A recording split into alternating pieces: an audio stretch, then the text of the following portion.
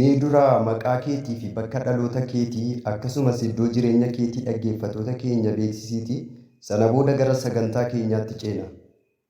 Hayyeegaa maqaan kiyya kan warri keenya yookaan ayyuu fi abboon kiyya naaf baasan Abdiis Nuuree ji'a.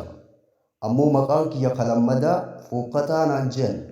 Fookkataa maqaa jedhamtu kana saahibaan kiyya kan ijoollummaatti wajji taphataa wajji guddannee didu Fookkataa jedhanii natti moggaasan. Oguusan irraa eegaltee maqaan kun ana gubbatti haftee jechuudha. Kanaafuu uummanni araddaa keenyaa dilli Fookkataa jedhanii na yaaman. Kun ammoo bikka takka takkatti maqaa kiyya ka awwala warra kiyya naaf baasan Abdiis Nuuree kanaan na beekan. Kun ammoo maquma Fookkataa jedhanii gariin ittiin na yaaman kanaatitu maqaa kiyya ka dhalootaa isaaniif fakkaatti garte. Yoonii fi Oguu saahibaan kiyya Fookkataa jedhanii nama hedduu keessatti na yaaman isaan jalaa awwaachuu dideetiin oguu isaan mallaa baratanii natti watwaatan cufa useeyituman dhageeffadhe.